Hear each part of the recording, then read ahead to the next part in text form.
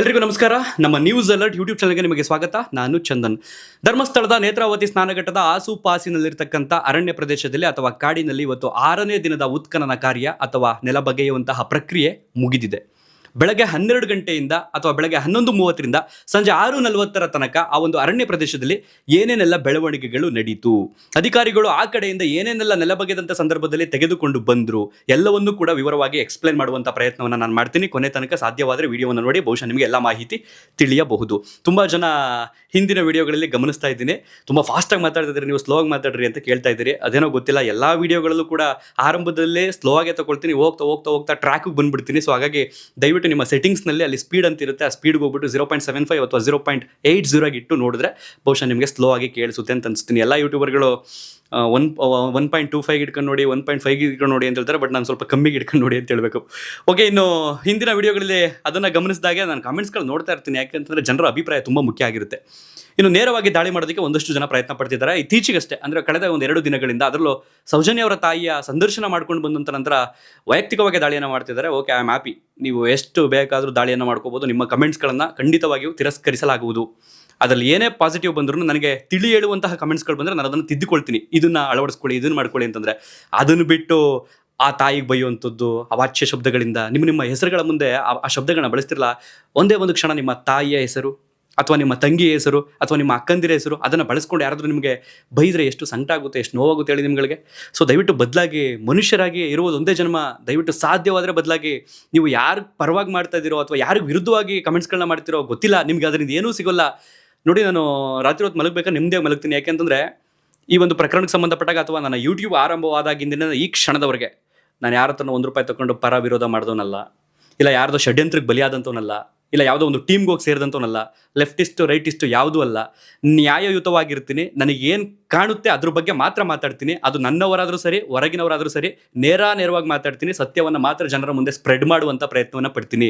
ಹಾಗಾಗಿ ನಾನು ರಾತ್ರಿ 9:30 10 ಗಂಟೆಗೆ ಮಲ್ಕೊಂಡ್ರೆ ನೆಮ್ಮದೇ ಮಲಗ್ತೀನಿ. ಬಟ್ ನಿಮ್ಗಳಿಗೆ ಹೆಂಗೆ ನಿದ್ರೆ ಬರುತ್ತೆ, ಈ ಥರ ಏಕಾಏಕಿ ಟಾರ್ಗೆಟ್ ಮಾಡಿಬಿಡ್ತೀರಿ, ಏಕಾಏಕಿ ಏನು ಬೇಕು ಅದನ್ನೇ ಬಳಸ್ತೀರಿ, ಹೆಂಗೆ ಬೇಕು ಹಂಗಂಗೆ ವರ್ತನೆ ಮಾಡ್ತೀರಿ. ನಿಮ್ಮದೇ ಮಲ್ಗೋಕ್ಕಾಗುತ್ತಾ? ನಿಮ್ಮ ತಂದೆ ತಾಯಿ ನಿಮಗೆ ಜನ್ಮ ಕೊಟ್ಟಂಥವ್ರು ಇಂಥ ಮಕ್ಕಳು ಜನ್ಮ ಕೊಟ್ಟಿದ್ದೀವಿ ಅಂತ ಒಂದಲ್ಲ ಒಂದು ದಿನ ಅನ್ಸಲ್ವ ಅವ್ರುಗಳಿಗೆ? ಬದಲಾಗಿ ಹೋಗಿ ಆ ಸೌಜನ್ಯರ ತಾಯಿಗೆ ಬೈಯುವಂಥದ್ದು ಏನು ಮಾಡಿದ್ದಾರೆ ನಿಮ್ಗಳಿಗೂ? ಅವ್ರ ಮಗಳನ್ನು ಕಳ್ಕೊಂಡಂಥ ದುಃಖದಲ್ಲಿದ್ದಾರೆ. ತುಂಬ ಜನ ನನ್ನನ್ನೇ ಕೇಳಿದ್ದು, ಬ್ರೋ ಹೇಗಿದ್ರು ಧರ್ಮಸ್ಥಳಕ್ಕೆ ಹೋಗಿದ್ರೆ ದಯವಿಟ್ಟು ಸೌಜನ್ಯರ ಮನೆಗೆ ಒಂದ್ಸಲ ವಿಸಿಟ್ ಮಾಡಿ ಅಂತ. ಹೌದು, ನಾನು ಹೋಗ್ತೀನಿ. ಏನಿದೆ, ಏನಾಗುತ್ತೆ, ಏನಾಗೋಗುತ್ತೆ, ಐ ವಿಲ್ ರೆಡಿ. ಎಲ್ಲದನ್ನು ಫೇಸ್ ಮಾಡೋದಕ್ಕೆ ಸಿದ್ಧ. ಓಕೆ, ಈಗ ಮ್ಯಾಟ್ರ್ ಬಂದ್ಬಿಡೋಣ. ಸಾಕು, ಇದಿಷ್ಟು. ಕೆಲವರಿಗೆ ಅರ್ಥ ಆಗಿರುತ್ತೆ. ನಿಮ್ಗೆ ಡೌಟ್ ಇದ್ದರೆ ಕೆಳಗಡೆ ಕಮೆಂಟ್ ಬಾಕ್ಸ್ನಲ್ಲಿ ಹೋಗಿ ನೋಡಿ, ಪಿತ ಅಂತ ಇರ್ತವೆ ಒಂದಷ್ಟು ಹುಳಗಳು, ಅವ್ರಗಳ ಬಗ್ಗೆ ನಾನು ತಲೆ ಕೆಡಿಸ್ಕೊಳ್ಳಲ್ಲ. ಓಕೆ, ಈಗ ವಿಚಾರಕ್ಕೆ ಬರ್ತೀನಿ. ಯಾಕೆ ಇದನ್ನು ಹೇಳಿದೆ ಅಂತಂದರೆ, ಬದಲಾಗಲಿ, ಅಟ್ಲೀಸ್ಟ್ ಈ ಮಾತನಾದ್ರು ಕೇಳಿ ಅಂತ. ಇನ್ನು ಬದಲಾಗಲೇ ಇಲ್ಲ, ನಾವು ಹಿಂಗೆ ಇರ್ತೀವಿ ಅಂತಂದರೆ ನಾವೇನು ಮಾಡೋದಕ್ಕಾಗಲ್ಲ. ಓಕೆ, ಇವತ್ತು ಏನೇನೆಲ್ಲ ನಡೀತು ಅನ್ನೋದನ್ನು ಈಗ ಎಕ್ಸ್ಪ್ಲೇನ್ ಮಾಡುವಂಥ ಸಮಯ. ದಯವಿಟ್ಟು ಕ್ಷಮಿಸಿ, ಒಂದಷ್ಟು ಪೀಠಿಕೆನ ಹಾಕಿದ್ದಕ್ಕೆ ಆರಂಭದಲ್ಲಿ. ಬೆಳಗ್ಗೆ 11:30ರಲ್ಲಿ ಬೆಳ್ತಂಗಡಿ ಪೊಲೀಸ್ ಕ್ವಾರ್ಟರ್ಸ್ನಿಂದ SIT ತನಿಖಾ ತಂಡ ಏನಿರುತ್ತೆ ಆ ತಂಡದಿಂದ ಭೀಮನನ್ನು ಅಥವಾ ಆತನ ಪರ ವಕೀಲರನ್ನ ಕರ್ಕೊಂಡು ಸ್ಥಳ ಮಹಜರು ಪ್ರಕ್ರಿಯೆ ಆಗಿತ್ತಲ್ಲ, ಒಂದು ಜಾಗಕ್ಕೆ ಕರ್ಕೊಂಡು ಬರಲಾಗುತ್ತೆ. ಪಾಯಿಂಟ್ ನಂಬರ್ 9 ಹಾಗೆಯೇ 10ರಲ್ಲಿ ಶನಿವಾರ ಪ್ರಕ್ರಿಯೆ ಮುಗಿದಿರುತ್ತೆ, ಅಂದರೆ ನೆಲ ಬಗೆಯುವಂಥ ಪ್ರಕ್ರಿಯೆ. ಅಲ್ಲಿ ಏನೂ ಕೂಡ ಸಿಕ್ಕಿರುವುದಿಲ್ಲ. ಮಧ್ಯಾಹ್ನದ ನಂತರ ಸತತ ಮಳೆಯ ಪರಿಣಾಮ ಬೇಗನೆ ಕೂಡ ಆ ಒಂದು ತನಿಖಾ ಕಾರ್ಯ ಅಥವಾ ನೆಲ ಬಗೆಯುವಂಥ ಪ್ರಕ್ರಿಯೆ ಮುಗಿದೋಗುತ್ತೆ. ತದನಂತರ ನೆನೆ ಭಾನುವಾರ ಅಧಿಕಾರಿಗಳು ರಜೆ ಆಗಿದ್ದರಿಂದ ನೆನೆಯೂ ಕೂಡ ಅಲ್ಲಿ ಅಂಥದ್ದೇನು ಬೆಳವಣಿಗೆ ಆಗಲಿಲ್ಲ.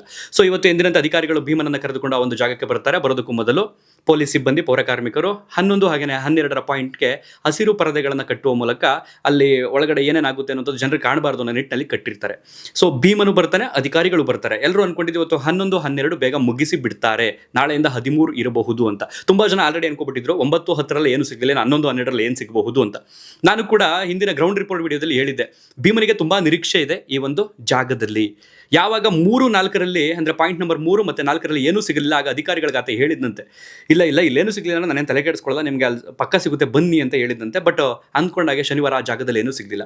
ಸೊ ಭೀಮ ಏನು ಪ್ಲಾನ್ ಮಾಡ್ಕೊಂಡು ಬಂದೋ ಗೊತ್ತಿಲ್ಲ, ಸೀದಾ ಬಂದಂತವನು ಪಾಯಿಂಟ್ ನಂಬರ್ 11ಕ್ಕೆ ಬರಲಿಲ್ಲ. ಅಧಿಕಾರಿಗಳು ಬಾರಪ್ಪ ಇಲ್ಲಿ ತೆಗೆಸ್ಬಿಡು, 2 ಜಾಗದಲ್ಲಿ ಸಿಗುತ್ತಿಲ್ಲ ನೋಡಬೇಕು ಅಂತ ಕೇಳಿದಾಗ, ಇಲ್ಲ ಸರ್, ಇಲ್ಲಿ ಯಾಕೋ ಮಿಸ್ ಹೊಡಿತೈತೆ, ರಸ್ತೆ ಅಗಲೀಕರಣ ಆಗಿರ್ಬೋದು ಅಥವಾ ನಾನು 11 ವರ್ಷದ ನಂತರ ಇಲ್ಲಿ ಬಂದಿರೋದ್ರಿಂದ ಸಮಥಿಂಗ್ ಏನೋ ಚೇಂಜಸ್ ಆಗಿರ್ಬೋದು, ಸರ್ ಒಂದು ಅವಕಾಶ ಕೊಡಿ, ಇಲ್ಲಿಂದ ಜಾಗ ಬದಲಾವಣೆ ಮಾಡೋಣ ಅಂತ ಅಂದ್ಕೊಂಡು ಹೆಚ್ಚು ಕಡಿಮೆ 15ರಿಂದ 20 ಹೆಜ್ಜೆಗಳ ಮುಂದೆ ಹೋಗಿ ಎತ್ತರದ ಪ್ರದೇಶಕ್ಕೆ ಕರ್ಕೊಂಡು ಹೋಗ್ತಾನೆ. ಅದೇ ಜಾಗದ ಹೆಸರು ಬಂಗ್ಲೆಗುಡ್ಡೆ.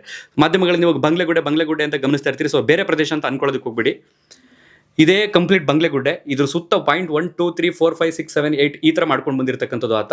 ಈಗ 4 ಪಾಯಿಂಟ್ ಇರುವಂಥದ್ದು ರಸ್ತೆ ಮಾರ್ಗ ಮಧ್ಯದಲ್ಲಿ. ರಸ್ತೆ ಪಕ್ಕದಲ್ಲಿರುವಂಥದ್ದು. ಸೇಮ್ ಆ ದೂರದಿಂದ ಸೇಮ್ ಅದೇ ಸ್ಟ್ರೈಟ್ ಮಾರ್ಗವಾಗಿ ಒಂದು 15ರಿಂದ 20 ಹೆಜ್ಜೆ ಹೋಗಿ ಇವತ್ತು ಉತ್ಖನನ ಕಾರ್ಯ ನಡೆದಿರ್ತಕ್ಕಂಥದ್ದು.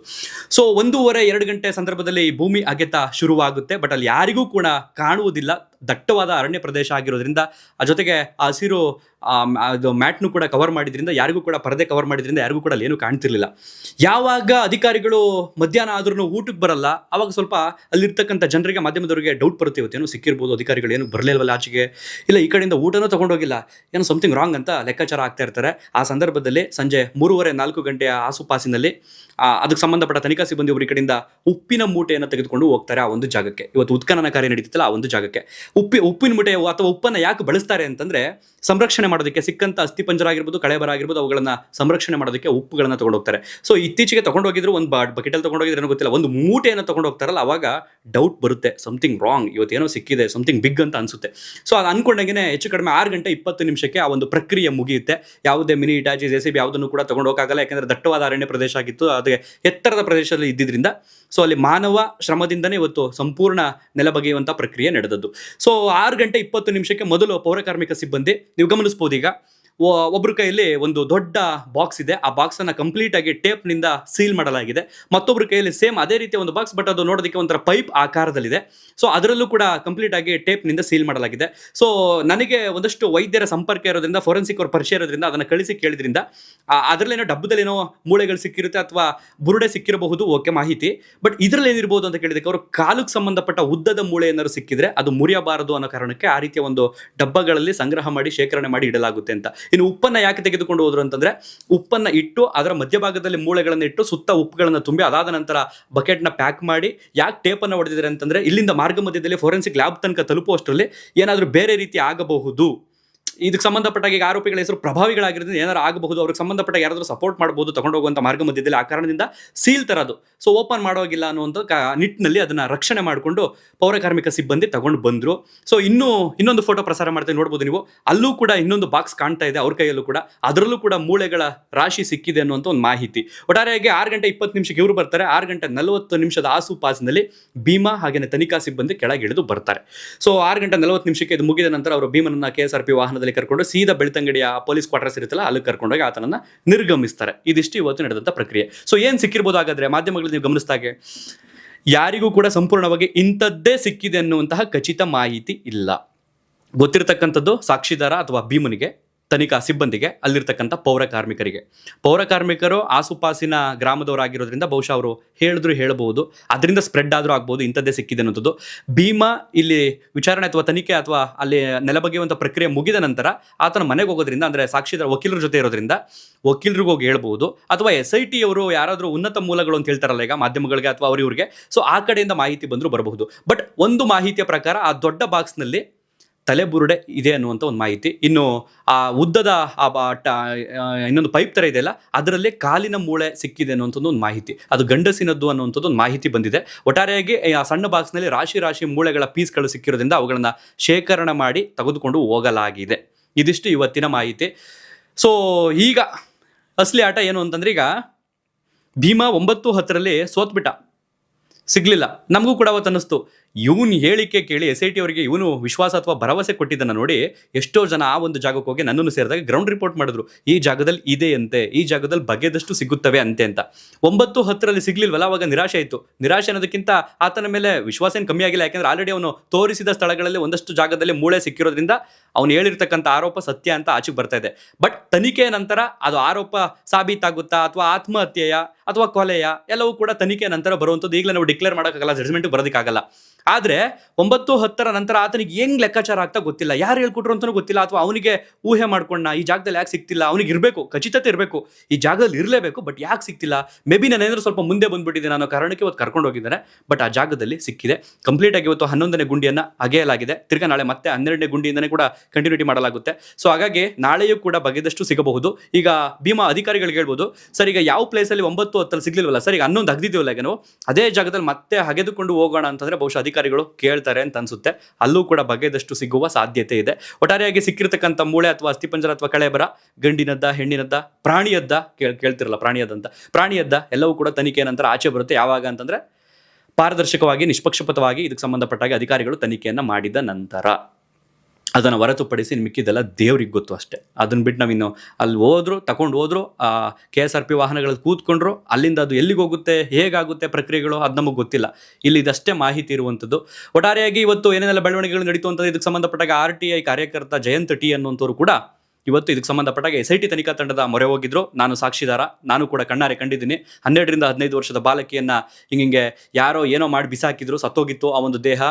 NH37 ಅನ್ನೋ I think SH or NH confirm ಗೊತ್ತಾಗ್ತಿಲ್ಲ ಸರಿಯಾಗಿ ನನಗೆ, ಬಟ್ 37 ರಸ್ತೆಯಲ್ಲಿ ಹಿಂಗೆ ಆಗಿತ್ತು. ಹಿಂಗೆ 2002-2003 ಕಾಲಘಟ್ಟದಲ್ಲಿ ಅಂತ ಅವರು ಮೆನ್ಷನ್ ಮಾಡಿ SIT ಅಧಿಕಾರಿಗಳಿಗೆ ಒಂದು ಕಂಪ್ಲೇಂಟ್ ಪ್ರತಿಯನ್ನು ತೆಗೆದುಕೊಂಡು ಹೋಗ್ತಾರೆ.